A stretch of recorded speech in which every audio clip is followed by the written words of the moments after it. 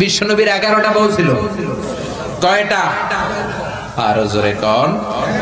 11টা বিবি ছিল। দাসী ছিল 2 জন। কয়জন? তো মোট হইলো কয়জন? কয়জন?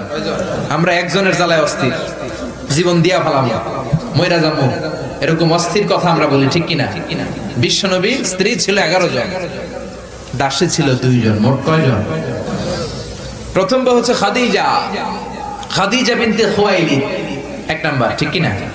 তারপরে আয়েশা বিনতে আবি বকর, হাফসা বিনতে ওমর, জাইনাব নামে 2 বউ, জাইনাব বিনতে জাহাশ, জাইনাব বিনতে খুজাইমা, সাফিয়া বিনতে হুয়াই ইবনে আখতাব, সাউদা বিনতে জামাআ, জুয়াইরিয়া বিনতুল হারিস, মাইমুনা বিনতুল হারিস, উম্মে হাবিবা রমলা বিনতে আবি সুফিয়ান, উম্মে সালামা বিনতে আবি উমাইয়া। এই 11 জন বউ ছিল। সুবহানাল্লাহ।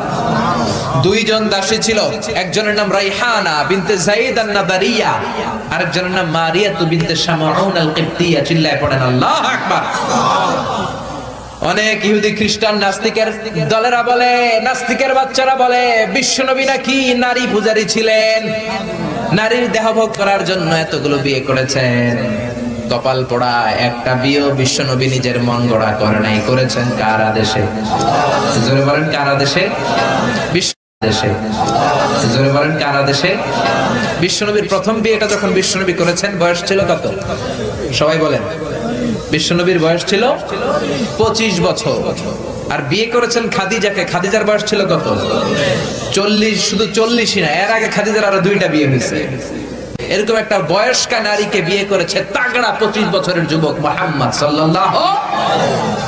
বিশ্বনবী যদি নারী পূজারী হতেন, 25 বছর বয়সে মক্কার সবচাইতে সুন্দরী সুন্দরী তরুণীগুলো বিশ্বনবীকে বিয়ে করার জন্য পাগল পাড়া ছিল। বিশ্বনবী জীবনেও নারীদের দিকে চোখ তুলে তাকান নাই। রব্বুল আলামিনের আদেশে তার অন্তরে ইলহাম হয়েছে, খাদিজাকে তিনি প্রথম বিয়ে করলেন। 25 বছরের তাগড়া যুবক বিয়ে করলেন, 2 বার তালাক খাওয়া, অনেকগুলো সন্তানওয়ালা একজন মহিলা, প্রৌঢ়া নারী খাদিজাকে। সুবহানাল্লাহ। 4টা কারণে বিশ্বনবীর এতগুলো বিয়ে হয়েছে। কয়টা? একটা এডুকেশনাল কজ, একটা সোশ্যাল কজ, একটা পলিটিক্যাল কজ, একটা লিগ্যাল কজ। 1 নম্বরে হচ্ছে এডুকেশনাল কজ। জেনে নেন কেন বিশ্বনবী এতগুলো বিয়ে করেছে। মন গড়া করে নাই, আল্লাহর আদেশে করেছে, ঠিক কিনা? 1 নম্বরে এডুকেশনাল কজ। নারীদের বিভিন্ন গোপন মাসালা বিশ্বনবীর কাছে এসে মহিলা সাহাবারা জিজ্ঞেস করতে পারতো না লজ্জার কারণে। এজন্য আল্লাহ বললেন, ও নবী বেশি বেশি বিয়ে করেন, আপনার বউয়ের সংখ্যা হবে 13 জন। মদিনার সব মহিলা সাহাবীগুলা এসে আপনার বিবিদের কাছ থেকে মাসালা শিখে যাবে। লজ্জাকর মাসালাগুলো নবী আপনার কাছে এসে জিজ্ঞাসা করা দরকার নাই, আপনার বিবিদেরকে আপনি শিখাবেন, আর বিবির কাছে এসে এসে মদিনার মহিলা সাহাবারা শিখে ইসলাম প্রচার করবে। চিল্লায় কোন আল্লাহু আকবার। এটা হচ্ছে 1 নাম্বার কারণ এতগুলো ওয়াইফ হওয়া। 2 নাম্বার কারণ হচ্ছে সোশ্যাল কারণ। আমার নবী সামাজিক ছিলেন। বিশ্বনবীর রাইট হ্যান্ড ছিল আবু বকর, এই জন্য ডান হাতটাকে শক্ত করার জন্য আবু বকরের মেয়েকে বিয়ে করলেন। বিশ্বনবীর বাম হাত ছিল সাইয়েদনা ওমর, বাম হাতটাকে আরেকটু মজবুত করার জন্য ওমরের মেয়ে হাফসাকে বিয়ে করলেন। ইসলামের 4 জন খলিফার 2 জন বিশ্বনবীর শ্বশুর, বাকি 2 জন বিশ্বনবীর জামাই। সুবহানাল্লাহ। আবু বকর কিন্তু বিশ্বনবীর শ্বশুর, ওমর ফারুক কিন্তু বিশ্বনবীর, আর উসমান আর আলী ছিলেন বিশ্বনবীর জামাই। সুবহানাল্লাহ পড়েন। 2টা কারণ গেল, একটা এডুকেশনাল, একটা গেল সোশ্যাল। 3 নম্বরে হচ্ছে পলিটিক্যাল কজ, রাজনৈতিক কারণে। বিশ্বনবী ইহুদিদের দুর্গ খায়বারে আক্রমণ করেছেন। আল্লাহু আকবার। খারিবাত খায়বার, খায়বার ভেঙে চুরে মেসাকার করে দিয়ে ইহুদিদের সাথে যুদ্ধে বিশ্বনবী বিজয় লাভ করে ফেললেন। ইহুদিদের সর্দার হুয়াই ইবনে আখতাব হ্যান্ডকাফ করে বিশ্বনবীর সামনে এসে দাঁড়িয়েছে। বিশ্বনবী ছিলেন দয়ার নবী, মায়ার নবী। সাহাবারা বললেন, ও নবী, হুয়াই ইবনে আখতাবের একজন কন্যা আছে, বিধবা। বিশ্বনবী মনে মনে ভাবলেন, শত্রুর এই মেয়েটাকে যদি বিয়ে করি, শত্রুর দল হয়ে যাবে আমার শ্বশুর বাড়ি। সুবহানাল্লাহ। ইহুদিদের বিশাল এই গোত্র, এই মেয়েটার আমি বিয়ে করলে এই দুর্গের লোকেরা হবে আমার শ্বশুর বাড়ি। বিশ্বনবী প্রস্তাব দিলেন, তুমি আমার সাথে বিয়েতে রাজি আছো কিনা? সাফিয়া নামক ওই মহিলা রাজি হয়ে গেলেন। বিশ্বনবী বিয়ে করলেন। ইহুদিরা কয়, হায় হায়, এতদিন মুহাম্মাদের সাথে মারামারি করতাম, এখন মুহাম্মদ হইছে আমগো বেয়াই। কি হইছে? ইহুদিরা কয়, আর কিলাকিলির দরকার নাই, সবাই পড় লা ইলাহা ইল্লাল্লাহু মুহাম্মাদুর রাসূলুল্লাহ সাল্লাল্লাহু আলাইহি সাল্লাম। এই পলিটিক্যাল কারণে আর একটা বিয়ে বাড়ছে। এই সাফিয়াকে বিয়ে করেছে পলিটিক্যাল কারণে। এরপর বনি মুস্তালিকের যে সরদার তার মেয়েকে বিশ্বনবী বিয়ে করেছেন পলিটিক্যাল কারণে। চারটা কারণের তিনটা বললাম, আরেকটা হচ্ছে লিগ্যাল কজ, আইন শিখানোর জন্য, ইসলামিক কোডিং এন্ড রুলিং শিখানোর জন্য, হুকুম আহকাম শিখানোর জন্য। আপনার যে পালক পুত্র এটা কিন্তু আপনার আসল পুত্র নয়, আপনি কিন্তু পালক পুত্রের আসল বাবা নন। যে তাকে জন্ম দিয়েছে ওই জনক লোকটাই হচ্ছে তার আসল বাবা, ঠিক কি না? বিশ্বনবী একজন পালক পুত্র পাললেন, নাম যায়েদ ইবনে হারেসা। মক্কার লোকেরা বলতে আরম্ভ করলো যায়েদ ইবনে মুহাম্মদ, মানে মুহাম্মাদের ছেলে যায়েদ। আসলে কি যায়েদ মুহাম্মাদের ছেলে? হারেসার ছেলে। এটা বোঝানোর জন্য আল্লাহ বললেন যায়েদকে বলেন তার স্ত্রীকে তালাক দিতে। তালাক হয়ে গেল, নিজের পালক পুত্রের ছেলেকে বিশ্বনবী বিয়ে করে মক্কা মদিনার লোকদের চোখের মধ্যে আঙ্গুল দিয়ে দেখাই দিলেন, দেখো পালক পুত্রের ছেলেকে বিয়ে করা যায় তালাক হওয়ার পরে, কারণ পালক পুত্র নিজের ছেলের মতো নয়। চিল্লায় বলেন ঠিক কি না?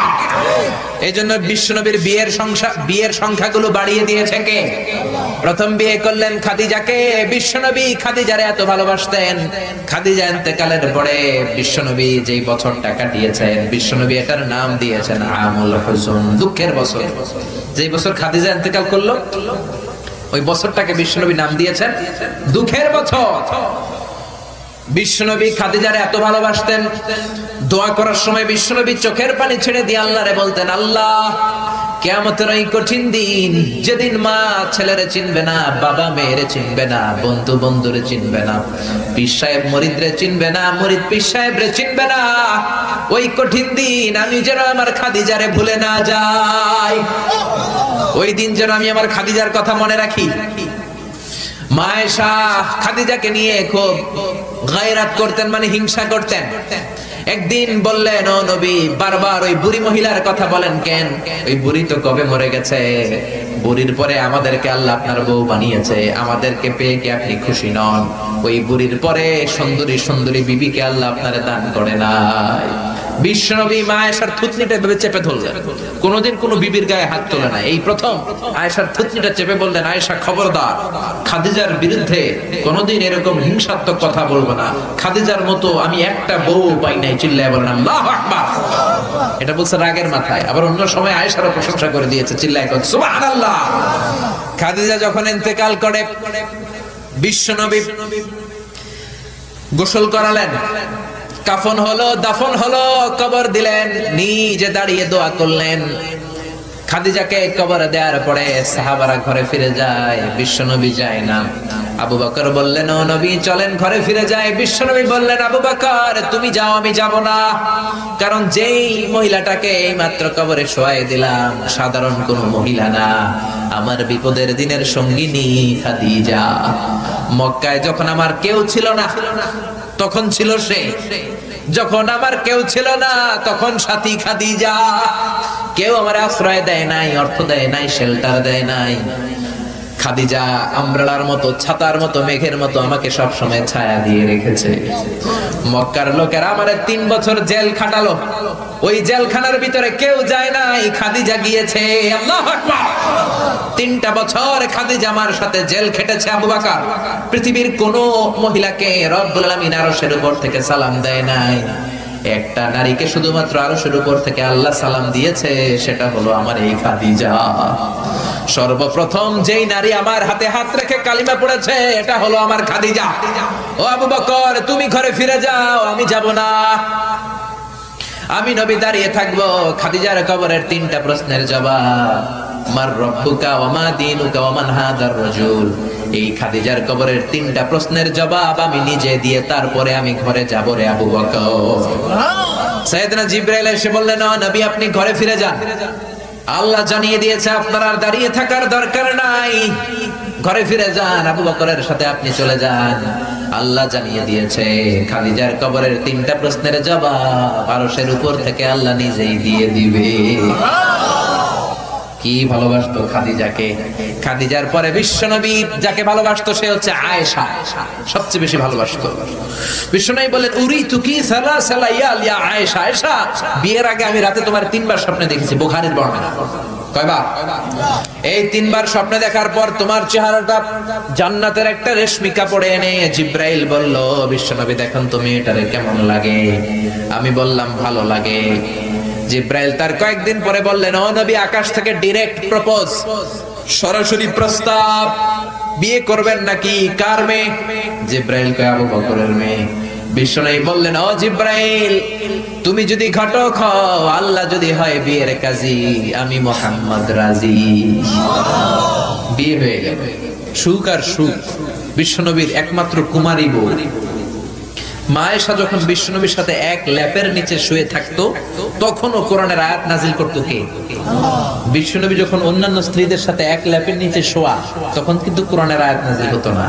শুধুমাত্র কেবলমাত্র মা আয়েশার সাথে যখন শোয়া, তখন কোরআনের আয়াত নাজিল করতো কে? চিল্লায় বলেন কে?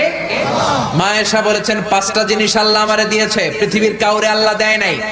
1 নাম্বার, আমি বিশ্বনবীর একমাত্র কুমারী বউ, বাকি বউগুলা ছিল বিধবা। আমি ছাড়া বিশ্বনবীর কোনো কুমারী বউ ছিল না। 2 নাম্বার, আমার ঘরে বিশ্বনবীর কবর। যারা হজ উমরা করতে যান, বিশ্বনবীর সালাম পড়তে যান, এখন এটা মসজিদে নববীর ভিতরে অ্যাটাচ হয়েছে। যেই জায়গায় বিশ্বনবী আজ আবু বকর আর ওমরকে ডান দিকে রেখে শুয়ে আছেন, এটাই ছিল মা আয়েশার ঘর। সুবহানাল্লাহ। আমার ঘরে বিশ্বনবীর কবর। 3 নাম্বার, আমার কোলেই মাথা রেখে বিশ্বনবী শেষ নিঃশ্বাস ত্যাগ করেছেন। 4 নাম্বার, আমার কারণে তোমরা তায়াম্মুমের বিধান পেয়েছো। এই যে আমরা ওযু না করতে পারলে, পানি না পেলে তায়াম্মুম করি, এটা মা আয়েশার কারণে আমরা পেয়েছি। সুবহানাল্লাহ। বনুল মুস্তালিকের যুদ্ধ থেকে বিশ্বনবী ফিরে আসছেন, প্রতিমধ্যে মা আয়েশা গলার লকেট হারায় ফেলছে। লকেট চিনেন নাকি চেইন চিনেন? হার চিনেন? হার, আচ্ছা, হার, স্বর্ণের হার হারায় ফেলছে। বিশ্বনবী বললেন, কাফেলা থামাও, আমার স্ত্রী হার হারিয়েছে, হার খোঁজো। সবাই হার খুঁজতে খুঁজতে ওদিকে মাগরিবের সময় চলে যায়। এখন কি করবে? যেই জায়গায় হার হারাইছে ওই জায়গায় পানিও নাই, পানি অনেক দূর। বিশ্বনবীর প্ল্যান ছিল কাফেলা যেতে যেতে পানির জায়গায় থামবো, ওযু করে নামাজ পড়বো। কিন্তু হার খোঁজার কারণে এখন পানিও নাই। তখনও তায়াম্মুমের বিধান মুসলমানরা জানে না, আল্লাহ জানায় নাই, নাজিল করে নাই। সবাই আবু বকরকে বকাবকি শুরু করলো, ও আবু বকর, দেখো তোমার মেয়ের কাণ্ড, তোমার মেয়ের হার হারিয়ে যাওয়ার কারণে আজকে আমাদের সবার নামাজ কাজা হবে, বিশ্বনবীর নামাজ কাজা হবে। কি কাজ করলো তোমার মেয়ে? আবু বকর যে আয়েশারে ধমকাতে লাগলো, আয়েশা কি করলি? আল্লাহ সাথে সাথে আবু বকরকে ধমক দিয়ে কোরআনের আয়াত নাজিল করলো, আবু বকর আয়েশারে ধমক দিও না, আয়েশারে ধমক দিলে আমার আরশ কেঁপে যায়। فإن لم تجدوا ماء فتيمموا صعيدا طيبا। আয়েশার সম্মানে আল্লাহ আয়াত নাযিল করলেন, فإن لم تجدوا ماء, এখন থেকে সফরে কোথাও যদি ওযুর জন্য তোমরা পানি না পাও, মাটি দিয়ে তায়াম্মুম করে নামাজ পড়বা, কবুল করে নিবে কে? এজন্য মা আয়েশা বলতেন, এমন গুণগুলো আল্লাহ আমাকে দিয়েছে, বিশ্বনবীর কোন বিবিকে আল্লাহ এই গুণগুলো দেয় নাই। এত ভালোবাসতো বিশ্বনবী আয়েশাকে, 1 বালতি থেকে পানি নিয়ে দুইজনে গোসল করত। 1 বালতির মধ্যে পানি নিয়ে 1 মগ দিয়ে বিশ্বনবী মাথায় পানি ঢালে, আর 1 মগ দিয়ে মা আয়েশা ঢালে। গ্লাসের যেই জায়গায় ঠোঁট লাগিয়ে মা আয়েশা পানি খেত, ওই জায়গাটা খুঁজে খুঁজে বিশ্বনবী ওনার ঠোঁট লাগিয়ে পানি খেতেন। সুবহানাল্লাহর আস্তে কই, কত রোমান্টিক ছিল আমার নবী। মা আয়েশা ওটের হাড্ডি পছন্দ করত, ওটের হাড্ডি চুষে চুষে যে হাড্ডিটা মা আয়েশা রেখে দিত, ওই চোষা হাড্ডিটা নিয়ে বিশ্বনবী আবার চুষতে শুরু করে দিতে। রাতের বেলা দুষ্টামি করতেন মা আয়েশার সাথে। মা আয়েশাকে ছোট্ট বয়সে বিয়ে করেছেন, 9 বছর বয়স। মা আয়েশা তখনও পুতুল খেলা ছাড়তে পারে নাই। বিশ্বনবী নিজে পুতুল কিনে দিতেন, বলতেন আয়েশা খেলো। আয়েশার বান্ধবীরা যখন ঘরে আসতো, বুখারীর বর্ণনা, বিশ্বনবী আয়েশার বান্ধবীদের জন্য ঘরটা ছেড়ে দিতেন, চলে যেতেন বাইরে। আয়েশা তার বান্ধবীদেরকে নিয়ে খেলাধুলা শেষ করলে আবার বিশ্বনবী ঢুকতো। চিল্লায় এখন সুবহানাল্লাহ। মা আয়েশা তীর খেলা দেখতে পছন্দ করতো। বিশ্বনবী, বুখারীর বর্ণনা, মা আয়েশাকে কাঁধে তুলে এক পর্দার এক পাশ দিয়ে ফাঁক করে বলো, আয়েশা যতক্ষণ মনে চায় তীরের খেলা দেখো। দীর্ঘক্ষণ দেখার পরে মা আয়েশার কাঁধে উঠতে পারে না। বিশ্বনবী বললেন, ও আয়েশা, মন ভরে তীর খেলা দেখা হয়েছে নাকি? আয়েশা বললেন, দেখা হয়েছে। তখন বিশ্বনবী কাঁধ থেকে তার ওয়াইফকে নামিয়েছেন। কোন সুবহানাল্লাহ। রাতের বেলা ছোট্ট একটা ঘর, বিশ্বনবী তাহাজ্জুদের নামাজে দাঁড়ালে বিশ্বনবীর সেজদার জায়গায় মা পা ছড়িয়ে শুয়ে থাকতো। বিশ্বনবী লম্বা সময় কেরাত করে, রুকু করে, সেজদা দেওয়ার জায়গা নাই, কারণ সেজদার জায়গায় মা আয়েশার পা বিছানো আছে। বিশ্বনবী মা আয়েশার পায়ের মধ্যে চিমটে দিত, মা আয়েশা পা দুইটা গুটিয়ে নিলে বিশ্বনবী সেজদা দিত, আবার সেজদা দিয়ে উঠে গেলে মা আয়েশা পা বিছিয়ে শুয়ে পড়তো। সুবহানাল্লাহ পড়বেন না? কি সুন্দর ছিল ওনাদের সংসার, কি ভালোবাসা ছিল। স্বামী স্ত্রীর পারস্পরিক সম্পর্ক তো আমরা বিশ্বনবীর জীবনী থেকে শিখবো, সাহাবাদের জীবনী থেকে শিখবো, ঠিক কি না?